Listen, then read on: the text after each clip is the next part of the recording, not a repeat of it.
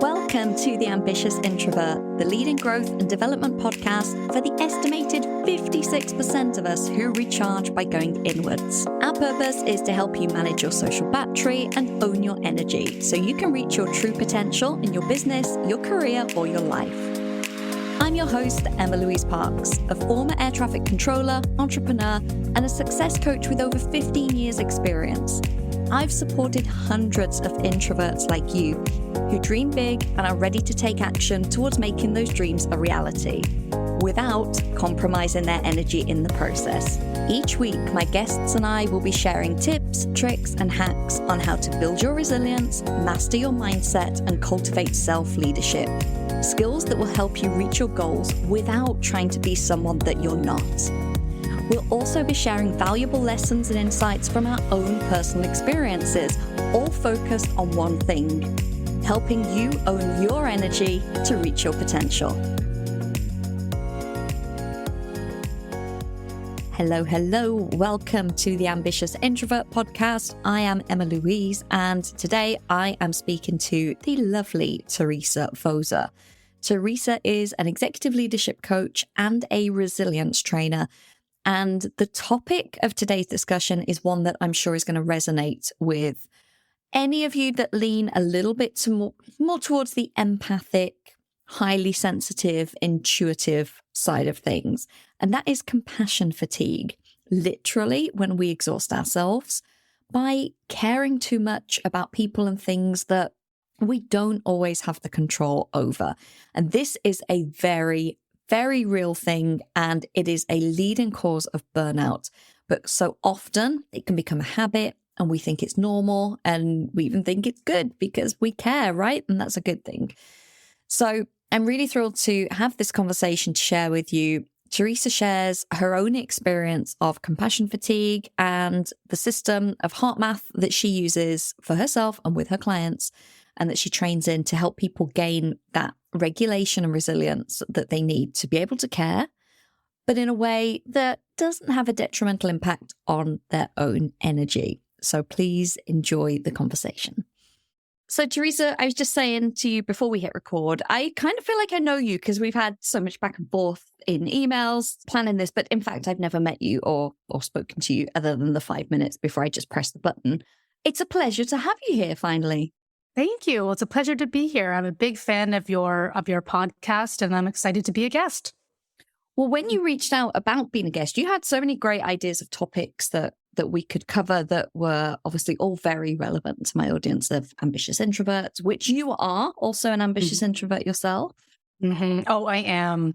I often say, or people often say to me that they are surprised that I'm more introverted because I do so many outward-facing, external-based speaking and presenting and keynoting and things like that. But I am a tried and true, I get my energy most definitely from being more alone and more solitary pursuits. But I have lots of great ideas and lots of great things I want to do and share with the world. And that's where the ambitious part of me comes in. And I think there's probably a lot more of us like that than we think. I think so. And that obviously you're familiar with the brand. That is really, what I'm dying on the hill for now is we're not all shy and socially awkward and, all of it. Because people will say to me, they'll be like, are you sure you're an introvert? Because you're really good at public speaking. I'm like, those two things have nothing to do with each other because many extroverts are not good at public speaking. It really is the energetic piece, which obviously we're going to talk about today. Yeah. So I loved particularly, like I said, I could have recorded about 7 episodes with you, I think, from what we could have discussed. But the thing we're going to talk about today, which is this idea of compassion fatigue, is so... I see it so much. I've seen it in myself. I see it in my clients. And so I think it's something that we don't necessarily know or notice ourselves. Yeah. And as caring and often kind of empathic and intuitive people, it is so easy to carry things from other people that aren't ours. So could you give a little bit more of a succinct definition of how you would describe this compassion fatigue? Yeah, it's such a near and dear topic to my heart. And compassion fatigue, or as we describe it in HeartMath, and for your listeners, HeartMath is an organization where there's been a ton of scientific research that's been done on resilience and, more importantly, intelligent energy management, which I know is a topic you and I both love. And the concept of compassion fatigue is described there as overcare. And overcare is this tendency that we have to care too much about people, places, or things to such a point that it actually affects our health. It actually diminishes the intention of our care. And the reason it's so tricky is because it almost fools us into thinking that the more we worry, the more we ruminate, the more we quote unquote care about something, then the more effective we will be. But the opposite is actually true, because it actually leads to draining our inner battery, draining our inner reserves. And some of the examples that were given, I remember when I first started studying this, was through when the pandemic was aware, and there was nurses that were just overwhelmed with the number of people that were coming in, unfortunately, with COVID. And the level of care was so high that they kept thinking about it even beyond their shifts. But what happened is that by overly, I don't want to call it obsessing, that seems a little too harsh, but overly thinking about it, overly ruminating on what they could have done or what could have eased the crisis, actually led them to feeling extreme burnout.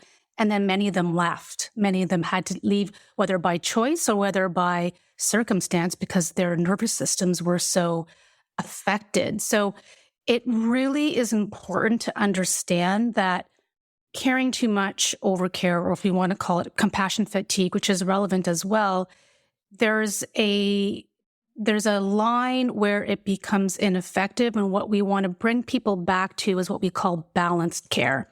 And that's when our nervous system is back online and we create a choice point. We can create a choice point for how we want to respond, react, respond to that email, even if it's like as minor as a vexing email. So it's really about creating a choice point.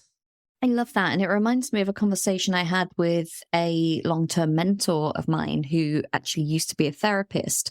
And as an empath, a highly sensitive person, and an introvert herself, carrying and supporting a lot of people in a business as a business coach, we had this discussion, and she said, you have to care, but not carry.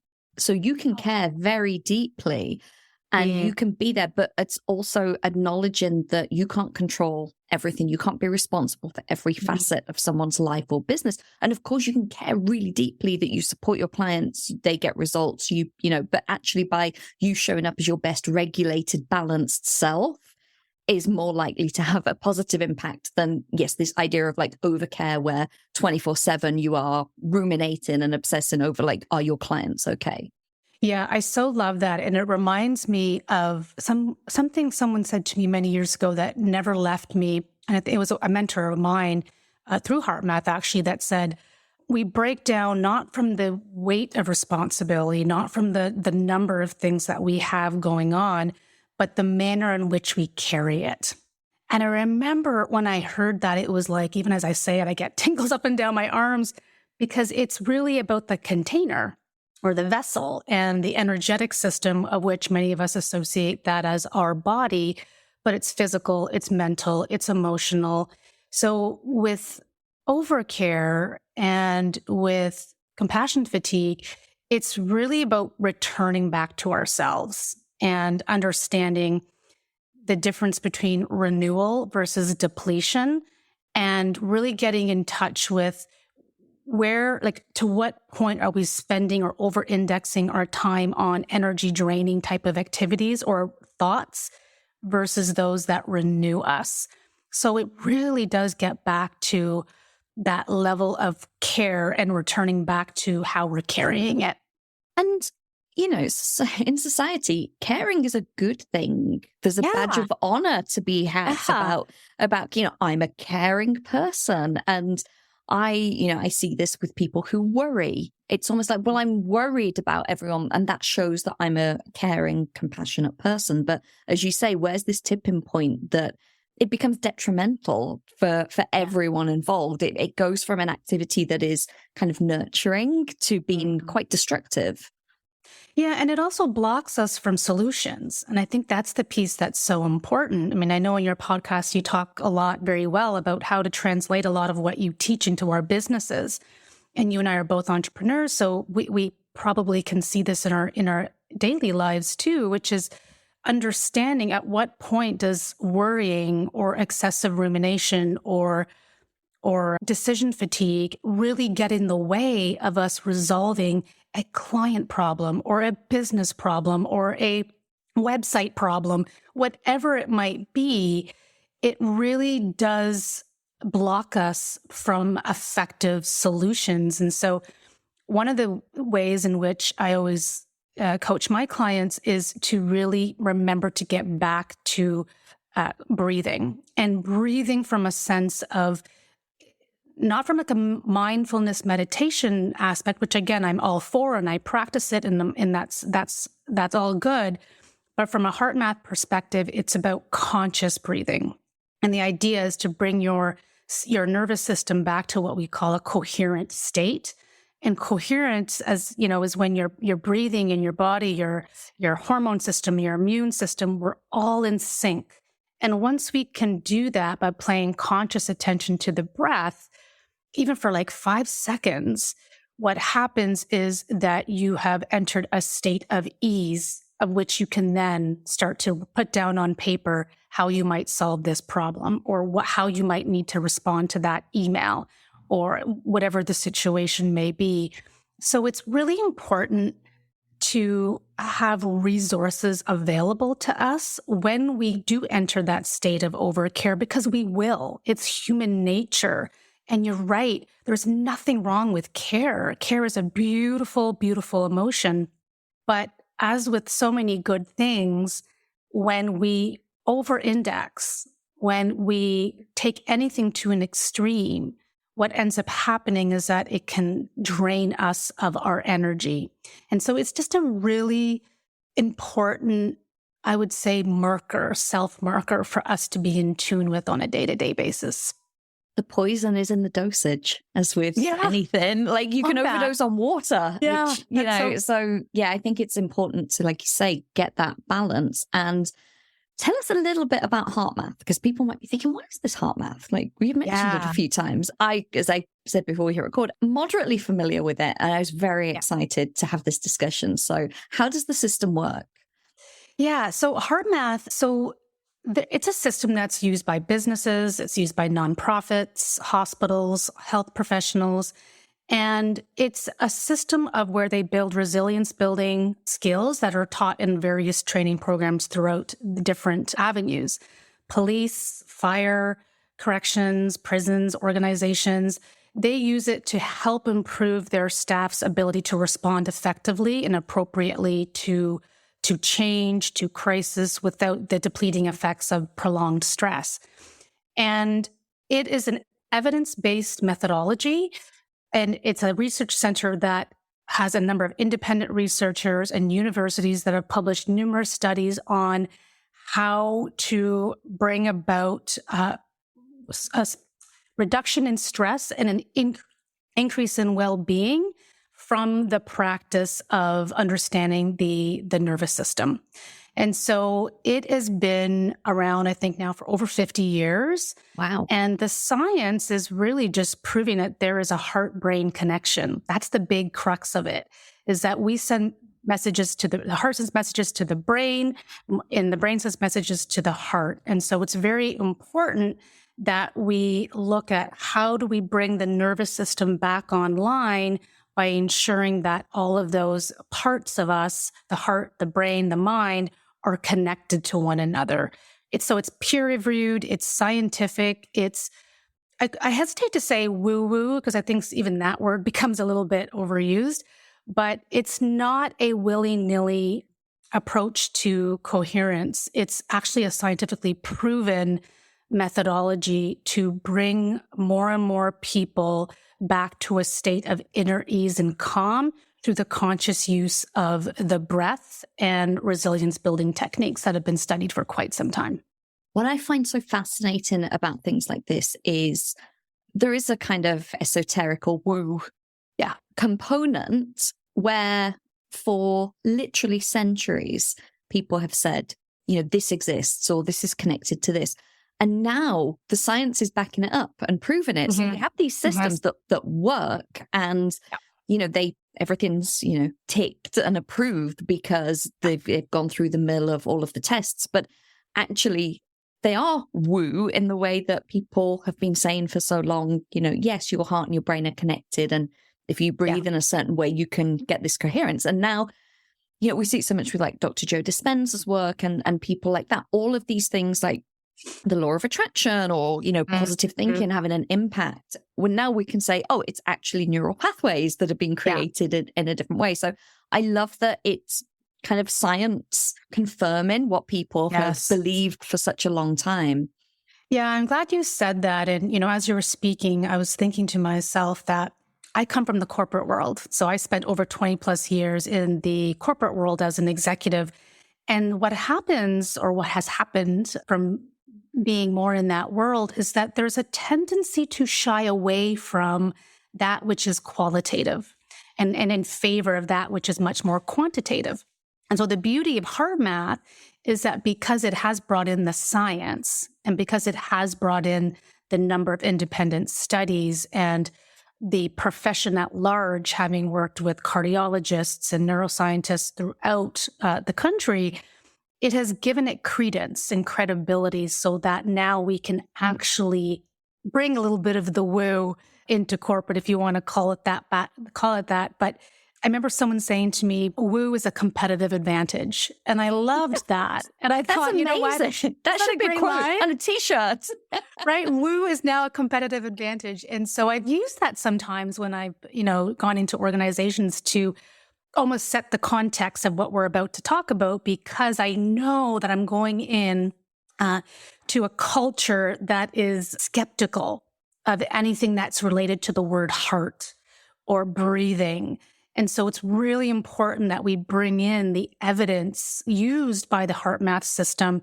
And as soon as we do that, when we talk about how elite athletes use it and how hospitals use it and the military uses it, then we start to see that resistance lessen. So I'm glad that you asked, what is HeartMath? Because I do still feel as though it has so much more room to really change the corporate landscape as well. And I think, people look at things differently and people look at through different lenses. I always ask private clients in their onboarding questionnaire, are you more scientific or spiritual? It doesn't make any difference to me, but it might change how I present information to them. Or if we're talking about a belief shift or a mindset change or something more with energetics, I can phrase it in a way that is going to land more with you. If you are more woo, we can go a bit more spiritual. But if you're more scientific, I can explain what's going to happen within the brain and why this habit will, form and all of that. So it's so, like I say, I love this blending of the two. So, and I love woo as a competitive advantage. I think whoever said that should trademark it because that's gold. I wish it was me, but it was not. But yeah, it is true. And I think that more and more we are understanding that, we are energy systems, right? Like we are energy systems that expand and renew energy. And in order to remain healthy and resilient, we have to manage how we spend our energy. And sometimes I'll bring that in even to organizational energy, right? And then that really speaks to, in some cases, the CEOs and the board, that we only have a finite amount of energy to expend organizationally. So let's really get down to what is most important and what's going to actually bring coherence to this company. And that conversation has landed because I think we all know that we live in a world that is so distracted and busy and overwhelmed that we have to start paying attention to how much we can contain. Capacity is a key word. I love that.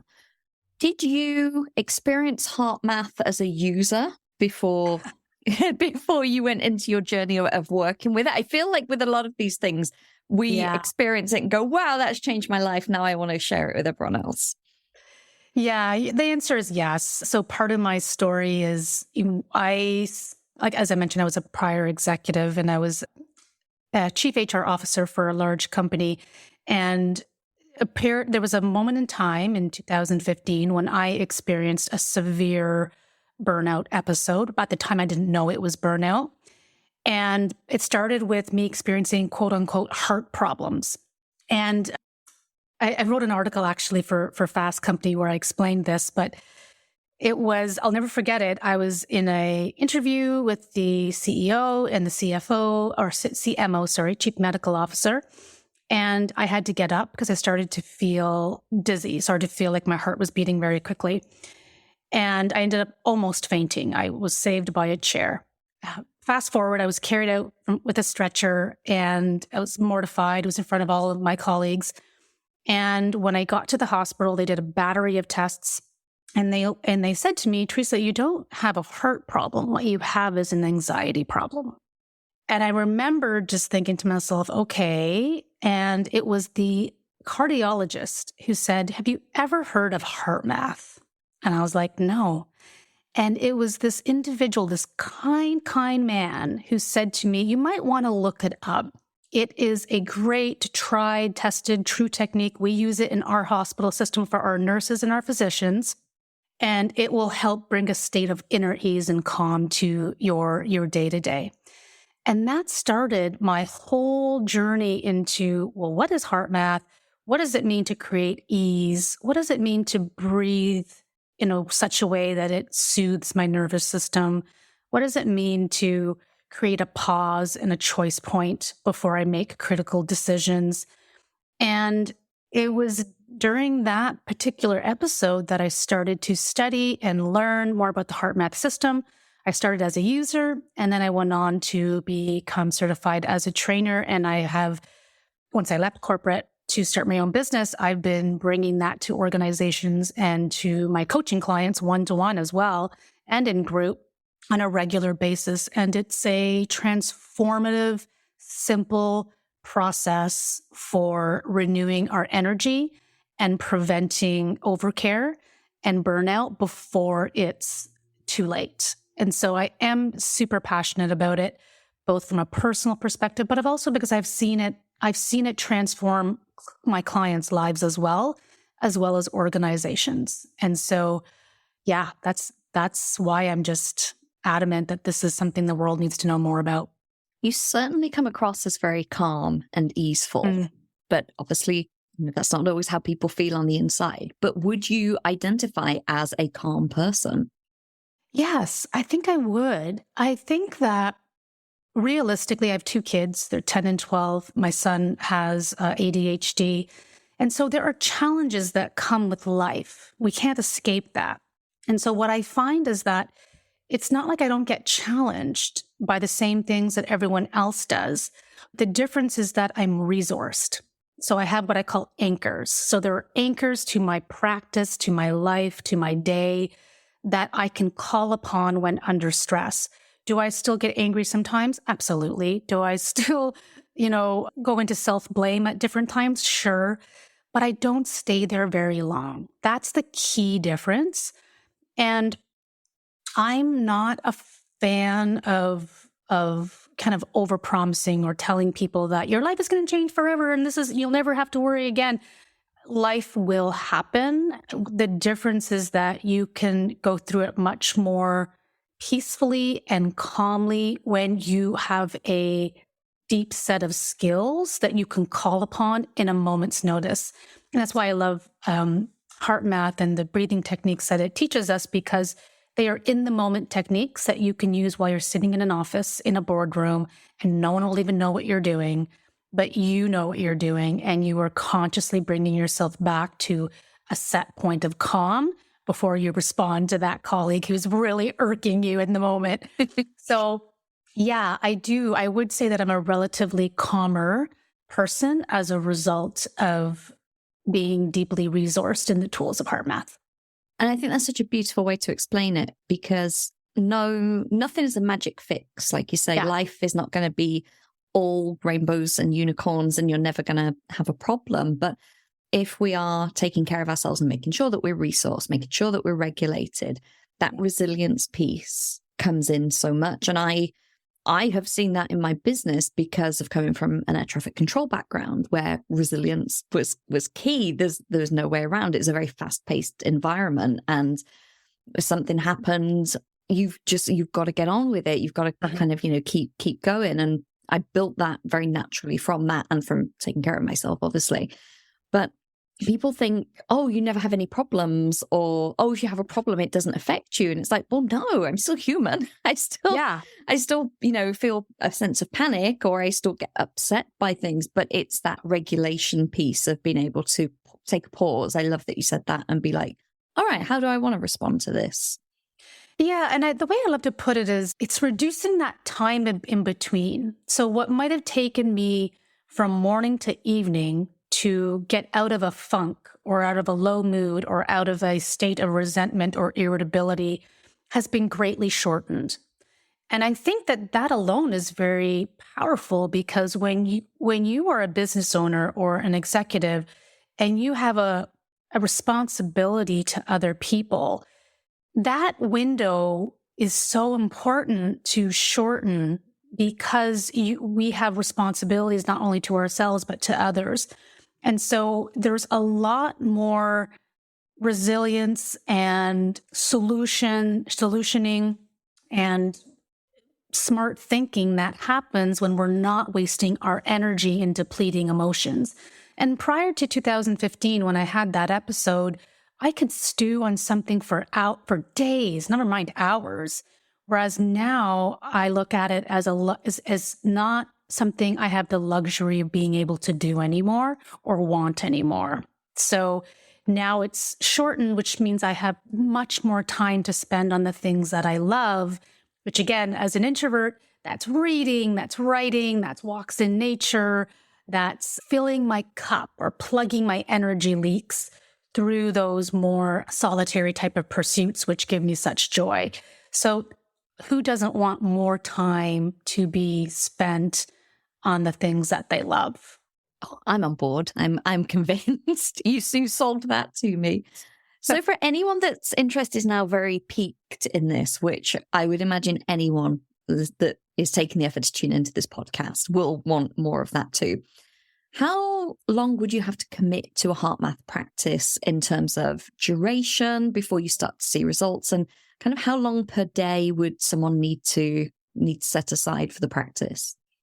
Yeah, great question. I would say that it is quite possible to feel the immediate impacts of HeartMath-based breathing techniques immediately.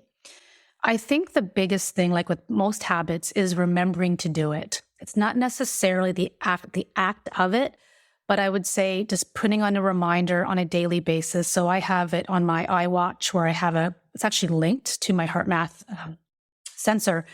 And I'm reminded to take some conscious heart breathing breaths a few different times a day. And I would say within like 10, 15 days, even maybe 2 weeks or so, what ends up happening, it's like training your mind and your brain to crave something. And that neural pathway that you and I have talked about, it starts to become wired together, that this is a practice that you do and your nervous system expects it. And I would say, again, there's no hard and fast rule, but for most of my clients, they can notice an immediate impact even when we do it on a call. Immediately, they have a choice point on how to go forward with a decision.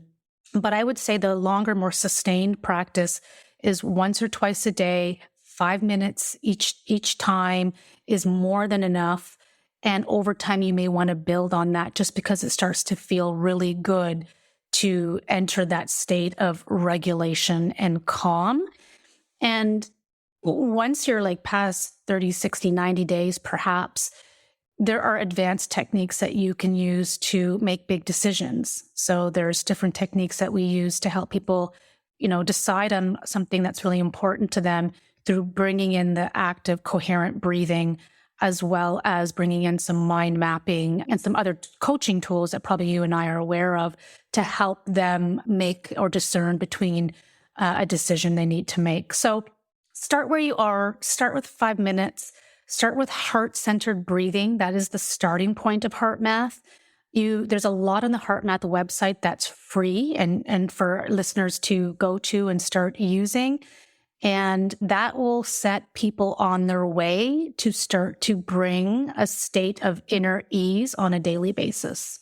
Beautiful. I will pop all of those links in the show notes for people to access. And obviously, I will pop your links too, so any listeners can connect with you and learn more about that. Before we wrap up, I would love to know, Teresa, and I feel like I may know the answer to this, but what is one main way that you own your energy so that you can make sure you perform at your best? Yeah, the main way I own my energy, it's consistent check-in. It's a consistent daily practice of checking in. And it's just one question. What does my heart need today?